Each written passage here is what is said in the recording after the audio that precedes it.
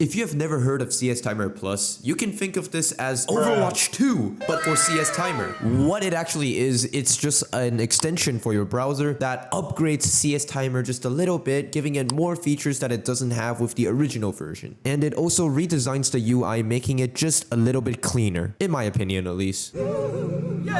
Just like how there's plan B for pregnancy, there's also a fix to the Weilong Pyraminx. The cube itself is great, but the tips, oh my god, they suck ass. It's completely unusable. It's slow, it's ugly, and it's useless. Okay, I'm just describing your father by now. Anyways, there is a mod created by Alex Mass. The main idea is that you take washers and you shove them down the holes of the Pyraminx tips. That sounded so wrong. Once you put it in there, it kind of creates this levitation effect so that the tips of the Pyraminx has less contact to the body, allowing it to spin better.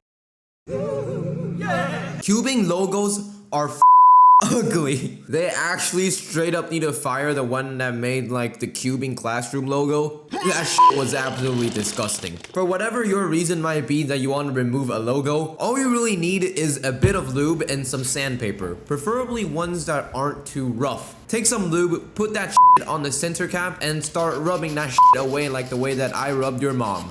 Wait. Anyways, after a few minutes, the logo will very quickly disappear. And please do keep in mind that this only works with non-UV coated cubes. No UV. Don't be a... I've already made a short on this, but here's the gist. Hand scrambling big cubes takes a long time. To speed things up, you can set up the cube into a checkerboard pattern, and then you scramble it. That's really it. It's just a lot faster to do it this way.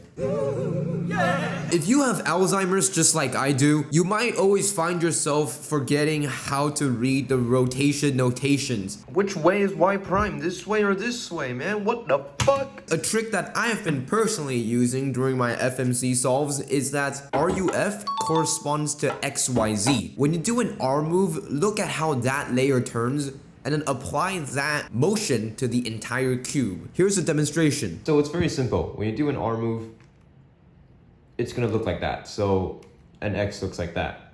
When you do a U move, the orange is in front, so it's gonna look like that. I've also already made a video on this. It's gonna be too long to completely fit into this one. Just go watch that one after this one if you want to learn how to only have one parody on 6x6 ever. Inner parody already sucks, so why make it worse by using a algorithm? And many people do that because the most famous inner parody algorithm has like 500 slice moves and is completely dog shit. Here's a better one that you should immediately switch to.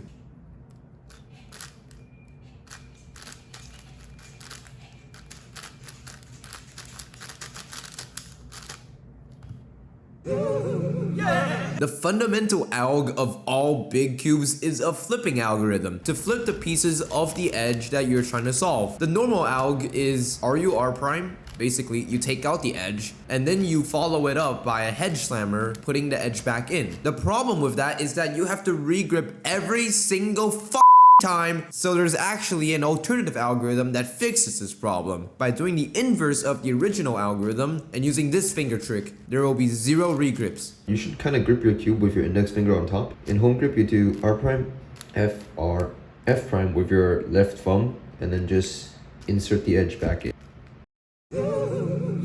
CS Timer is a very useful tool. Most of the time on the bottom right, you'll be putting like the draw scramble little function thing. But that thing actually has a bunch of different uses. You can make it show a graph to see your improvement. You can make it show the amount of solves you have done per day. You can even create online battle rooms that you can race within CS Timer. You might already know all of that, but did you know that you can have like 4 of those tools on the bottom? Just go to the tools tab in the setting, go to tools, and then you can see the number of tools. You can add up to 4 of them. It's gonna be ugly when you add 4 of them, but you can add 4 of them if you'd ever needed that. The editor I'm using is DaVinci Resolve 18, and it's free, so you can download it, I guess. So this is the clip I want to edit. Like, this is just a random OH solve. What I'm gonna do is I come to effects, I go to titles, and then you go to this text plus.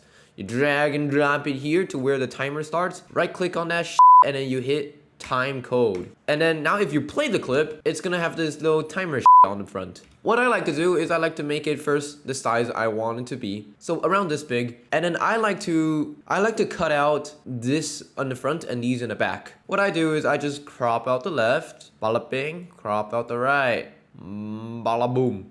Now, hit this and then you just drag it there to the bottom. That's it. I like to do it as soon as I lift my hand up. So this is where I'll lift my hand up, right? When I start my timer is around here. So I just drag it all the way there. Then I grab another block of text. And this one is just gonna be a normal text block. Drag it here and then type the time in. This solve is a 12.55. Make it more or less the same size. So I like maybe like this big and just drag it to the bottom. That's all you need. That's it. It should say 12. And then put my timer down and it becomes like the actual time. That's all you need to do. You could fine tune it and make it the same size, but like I'm just lazy most of the time.